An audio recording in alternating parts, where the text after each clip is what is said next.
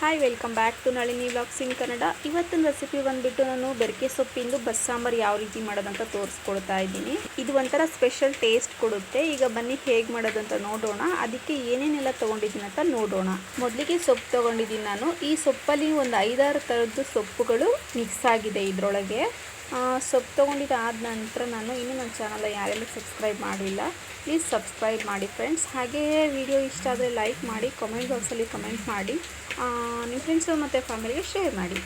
Subscribe ಮಾಡಾದ ನಂತರ ಅಲ್ಲಿ ಕಾಣುವ ಬೆಲ್ಲೈಕನನ್ನು ಪ್ರೆಸ್ ಮಾಡಿ. ನಾನು ಮೊದಲಾಗಿ ವಿಡಿಯೋ ಹಾಕಿದ ತಕ್ಷಣಕ್ಕೆ ಮೊದಲಿಗೆ ನೋಟಿಫಿಕೇಷನ್ ನಿಮಗೆ ಬರುತ್ತೆ.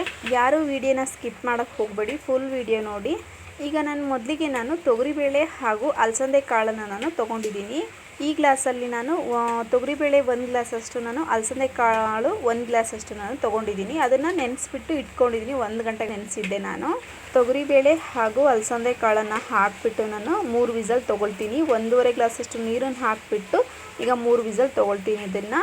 ಇದು ರುಬ್ಬೋದಿಕ್ಕೆ. ಇದು 1 ಗೆಡ್ಡೆಯಷ್ಟು ಈರುಳ್ಳಿ ಕಟ್ ಮಾಡಿಬಿಟ್ಟು ಇಟ್ಕೊಂಡಿದ್ದೀನಿ. ಹಾಗೂ ನಿಂಬೆಹಣ್ಣಿನ ಗಾತ್ರದ್ದು ಹುಣಸೆ ಹಣ್ಣು ತೊಗೊಂಡಿದ್ದೀನಿ. ಹಾಗೆ ಒಂದು 3 ಟೇಬಲ್ ಸ್ಪೂನಷ್ಟು ಹುರ್ಗಡ್ಲೆ, ಒಂದು ಅರ್ಧ ಟೇಬಲ್ ಸ್ಪೂನಷ್ಟು ಜೀರಿಗೆ ಹಾಗೂ ಒಂದು ಅರ್ಧ ಹಿಡಿಯಾಗಷ್ಟು ಹಸಿ ತೆಂಗಿನಕಾಯಿ ತುರಿ, 1 ಗೆಡ್ಡೆ ಬೆಳ್ಳುಳ್ಳಿ ಹಾಗೂ 1.5 ಟೇಬಲ್ ಸ್ಪೂನಷ್ಟು ನಾನು ಸಾಂಬಾರ್ ಪೌಡರ್ ತೊಗೊಂಡಿದ್ದೀನಿ. ಹಾಗೆ 2 ಟೊಮೊಟೊ ಮೀಡಿಯಮ್ ಸೈಜಿಂದು ಕಟ್ ಮಾಡಿಬಿಟ್ಟು ಇಟ್ಕೊಂಡಿದ್ದೀನಿ. ಸ್ವಲ್ಪ ಕೊತ್ತಂಬರಿ ಸೊಪ್ಪನ್ನು ತೊಗೊಂಡಿದ್ದೀನಿ. ಈಗ ಬನ್ನಿ ಹೇಗೆ ಮಾಡೋದಂತ ನೋಡೋಣ. ಇದನ್ನೆಲ್ಲ ಸಾಂಬಾರಿಗೆ ತೊಗೊಂಡಿರೋದು. ಹಾಗೆ ಸೊಪ್ಪಿನ ಪಲ್ಯಕ್ಕೆ ಸಪ್ರೇಟಾಗಿ ನಾನು ಮತ್ತೆ ತೋರಿಸ್ತೀನಿ.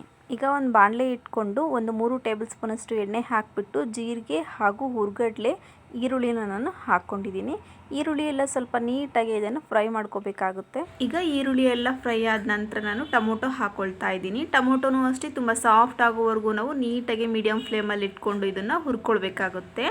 ಟೊಮೊಟೊನೂ ಅಷ್ಟೇ ತುಂಬ ಸಾಫ್ಟ್ ಆಗೋವರೆಗೂ ಇದನ್ನು ಹುರ್ಕೊಳ್ಬೇಕಾಗುತ್ತೆ. ಟೊಮೊಟೊ ಎಲ್ಲ ಸಾಫ್ಟಾಗಿ ನೀಟಾಗಿ ಹುರ್ಕೊಂಡು ಆದ ನಂತರ ನಾನು ತೊಗೊಂಡಿರುವಂಥ ಕೊತ್ತಂಬರಿ ಸೊಪ್ಪನ್ನು ಸಹ ನಾನು ಹಾಕ್ಕೊಂಡು ಒಂದು ಸರಿ ಮಾತ್ರ ಮಿಕ್ಸ್ ಕೊಟ್ಟು ಗ್ಯಾಸನ್ನು ಆಫ್ ಮಾಡಿಕೊಂಡು ಇದು ತಣ್ಣಗಾಕಿ ಬಿಡ್ತೀನಿ ನಾನೀಗ. ಇದು ತಣ್ಣಗಾದ ನಂತರ ಅದಕ್ಕೆ ಹುಣಸೆ ಹಣ್ಣು ಹಾಗೆ ಸಾಂಬಾರ್ ಪೌಡರು, ತೆಂಗಿನಕಾಯಿ ತುರಿನ ಹಾಕಿಬಿಟ್ಟು ನಾನು ಸಾಫ್ಟಾಗಿ ರುಬ್ಕೊಂಡು ಇಟ್ಕೊಳ್ತೀನಿ. ಈಗ ನಾನು 3 ವಿಸಲ್ ಹಾಕ್ಸಿದ್ದೆ. ಬೇಳೆ ಎಲ್ಲ ಚೆನ್ನಾಗಿ ಬೆಂದಿದೆ ಸಾಫ್ಟಾಗಿ. ಬೇಳೆ ಎಲ್ಲ ಸಾಫ್ಟಾಗಿ ಬೇಯಿಸೋದ್ರಿಂದ ಸಾಂಬಾರಂತೂ ತುಂಬಾ ಟೇಸ್ಟಿಯಾಗಿರುತ್ತೆ. ಈಗ ಇದಕ್ಕೆ ನಾನು ಸೊಪ್ಪನ್ನು ಹಾಕ್ಕೊಳ್ತಾ ಇದ್ದೀನಿ. ಸೊಪ್ಪನ್ನು ಯಾವುದೇ ಕಾರಣಕ್ಕೂ ಒಂದು ಸರಿ ಮಾತ್ರ ತೊಳೆಯೋಕ್ಕೆ ಹೋಗಬೇಡಿ. ನೀಟಾಗಿ 2ರಿಂದ 3 ಸರಿ ಸೊಪ್ಪನ್ನು ತೊಳೆದ್ಬಿಟ್ಟು ಹಾಕ್ಕೊಳ್ಳಿ. ಈಗ ನೋಡ್ತಾ ಇರ್ಬೋದು, ನಾನು ಸೊಪ್ಪೆಲ್ಲ ಹಾಕಿದ ನಂತರ ನೀಟಾಗಿ ಈ ರೀತಿಯಾಗಿ ನಾನು ಮಿಕ್ಸ್ ಮಾಡಿಕೊಂಡು ರುಚಿಗೆ ತಕ್ಕಷ್ಟು ಉಪ್ಪನ್ನು ಹಾಕ್ಕೊಳ್ಳಿ ನೀವು. ನಾನು ಕಾಳನ್ನು ಬೇಯಿಸುವಾಗ ನಾನು ಉಪ್ಪನ್ನು ಹಾಕ್ಕೊಂಡಿದ್ದೆ, ಹಾಗಾಗಿ ನಾನು ಈಗ ಉಪ್ಪನ್ನು ಹಾಕ್ತಾ ಇಲ್ಲ. ಸ್ವಲ್ಪ ಒಂದು ಕುದಿ ಬರೋವರೆಗೂ ಬಿಟ್ಟಿದ್ದೆ. ನಾನು ನೋಡ್ಕೊಳ್ತಾ ಇದ್ದೀನಿ ಸೊಪ್ಪು ಬೆಂದಿದ್ದೀನಾ ಇಲ್ಲ ಅಂತ ಅಂದ್ಬಿಟ್ಟು. ಸೊಪ್ಪು ಸಾಫ್ಟಾಗಿ ಬೆಂದಿದೆ, ಹಾಗಾಗಿ ನಾನು ಗ್ಯಾಸನ್ನು ಆಫ್ ಮಾಡಿಕೊಂಡು ಪಕ್ಕಕ್ಕೆ ಇಟ್ಕೊಳ್ತಾ ಇದ್ದೀನಿ. ಈಗ ಒಂದು ಪಾತ್ರೆಯನ್ನು ಇಟ್ಕೊಂಡು ಎಣ್ಣೆ ಹಾಕ್ಕೊಂಡಿದ್ದೀನಿ. ನಾನು ಒಂದು ಅರ್ಧ ಸೌಟಷ್ಟು ನಾನು ಎಣ್ಣೆಯನ್ನು ಹಾಕ್ಕೊಂಡಿದ್ದೀನಿ. ಎಣ್ಣೆ ಕಾದ ನಂತರ ಸಾಸಿವೆ ಹಾಗೂ ಕರಿಬೇವಿನ ಸೊಪ್ಪನ್ನು ನಾನು ಹಾಕ್ಕೊಂಡೆ. ಚಿಟಪಟ ಅಂದ ನಂತರ ನಾನು ರುಬ್ಬಿಟ್ಟಿರುವಂಥ ಮಸಾಲೆಯನ್ನು ನಾನು ಹಾಕ್ಕೊಂಡಿದ್ದೀನಿ. ಈ ರೀತಿಯಾಗಿ ನೀಟಾಗಿ ಮಿಕ್ಸ್ ಮಾಡ್ಕೊಂಡಿದ್ದಾದ ನಂತರ ಈಗ ನಾನು ಬಸ್ಕೊಂಡಿದ್ದೀನಿ. ಸೊಪ್ಪು ಬೆಂದಾದ ನಂತರ ಆ ನೀರನ್ನು ಬಸ್ಕೊಂಡು ಇಟ್ಕೊಂಡಿರುವಂಥ ನೀರನ್ನು ನಾನು ಇದಕ್ಕೆ ಹಾಕ್ಕೊಳ್ತಾ ಇದ್ದೀನಿ. ಈಗ ಇದನ್ನು ಹಾಕಿದ ನಂತರ ಒಂದ್ಸರಿ ಮಿಕ್ಸ್ ಕೊಟ್ಟ ನಂತರ ಇದನ್ನು ಉಪ್ಪು ಖಾರ ಎಲ್ಲ ನೋಡ್ಕೊಳ್ಳಿ ನೀವು ಈ ಟೈಮಲ್ಲಿ. ಈಗ ನಾನು ಪ್ಲೇಟನ್ನು ಮುಚ್ಚಿಬಿಟ್ಟು ಇದನ್ನು ಕುದಿಲಿಕ್ಕೆ ಬಿಡ್ತಾ ಇದ್ದೀನಿ. ನಾನೀಗ ಸೊಪ್ಪು ಮತ್ತು ಕಾಳು ಏನು ಬೇಯಿಸಿಟ್ಕೊಂಡಿದ್ದೀನೋ ಇದನ್ನು ಒಂದು ಸ್ವಲ್ಪ ರುಬ್ಬೋದಿಕ್ಕಾದರೂ ನೀವು ಹಾಕ್ಬೋದು. ಇಲ್ಲ ಅಂತಂದರೆ ಈ ರೀತಿಯಾಗಿ ನೀವು ಒಂದು ಸ್ವಲ್ಪ ಹಾಕ್ಕೊಳ್ಳಿ, ಚೆನ್ನಾಗಿರುತ್ತೆ, ತುಂಬಾ ಚೆನ್ನಾಗಿರುತ್ತೆ ಈ ರೀತಿ ಹಾಕೋದ್ರಿಂದ. ನಾನು ಇನ್ನೊಂದು ಸ್ವಲ್ಪ ಹಾಕ್ಕೊಳ್ತಾ ಇದ್ದೀನಿ. ಹಾಕಿಬಿಟ್ಟು ನಾನು ಮಿಕ್ಸ್ ಕೊಡ್ತಾ ಇದ್ದೀನಿ. ಮಿಕ್ಸ್ ಕೊಟ್ಟ ನಂತರ ಇದನ್ನು ಕುದಿಲಿಕ್ಕೆ ಬಿಡ್ತಾ ಇದ್ದೀನಿ.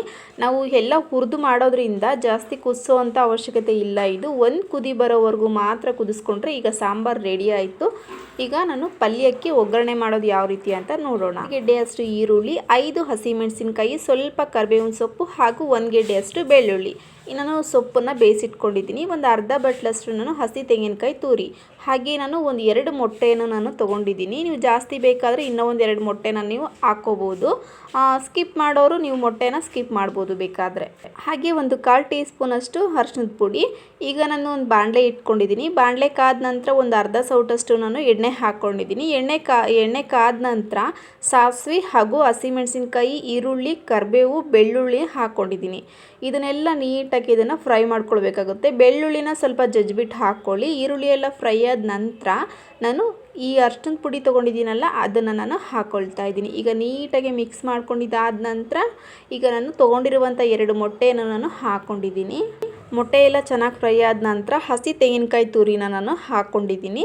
ಒಂದು 2 ನಿಮಿಷಗಳ ಕಾಲ ಇದನ್ನು ಹುರ್ಕೊಳ್ಳಿ. ಹುರಿದಾದ ನಂತರ ಬೇಯಿಸಿಟ್ಕೊಂಡಿರುವಂಥ ಸೊಪ್ಪನ್ನು ನಾನು ಹಾಕ್ಕೊಳ್ತಾ ಇದ್ದೀನಿ. ಸೊಪ್ಪನ್ನು ಹಾಕಿದ ನಂತರ ಇದನ್ನು ಒಂದು 3 ನಿಮಿಷಗಳ ಕಾಲ ಇದನ್ನು ಹುರ್ಕೊಳ್ಳಿ. ಹುರಿದಾದ ನಂತರ ಗ್ಯಾಸನ್ನು ಆಫ್ ಮಾಡಿಕೊಂಡು ಸರ್ವಿಂಗ್ ಪ್ಲೇಟಿಗೆ ಸರ್ವ್ ಮಾಡಿಕೊಂಡು ಬಿಸಿ ಬಿಸಿ ಮುದ್ದೆ ಜೊತೆಗೆ ಊಟ ಮಾಡ್ತಾ ಇದ್ರೆ ಆ ರುಚಿನೇ ಬೇರೆಪ್ಪ. Thank you for watching friends. ಈ ವಿಡಿಯೋ ಇಷ್ಟ ಆದರೆ ಪ್ಲೀಸ್ ಸಬ್ಸ್ಕ್ರೈಬ್ ಮಾಡಿ. ಹಾಗೆ ಕಾಮೆಂಟ್ ಬಾಕ್ಸಲ್ಲಿ ಕಮೆಂಟ್ ಮಾಡೋದು ಮಾತ್ರ ಮರಿಬೇಡಿ. ವಿಡಿಯೋ ಇಷ್ಟ ಆದರೆ ಲೈಕ್ ಮಾಡೋದು ಮಾತ್ರ ಮರಿಬೇಡಿ. ನಿಮ್ಮ ಫ್ರೆಂಡ್ಸು ಮತ್ತು ಫ್ಯಾಮಿಲಿಗೆ ಶೇರ್ ಮಾಡಿ. ನೆಕ್ಸ್ಟ್ ವಿಡಿಯೋದಲ್ಲಿ ನಾನು ಮತ್ತೆ ಒಳ್ಳೆ ರೆಸಿಪಿ ತೊಗೊಂಬರ್ತೀನಿ. ಅಷ್ಟವರೆಗೂ ಓಕೆ, ಬಾಯ್ ಫ್ರೆಂಡ್ಸ್.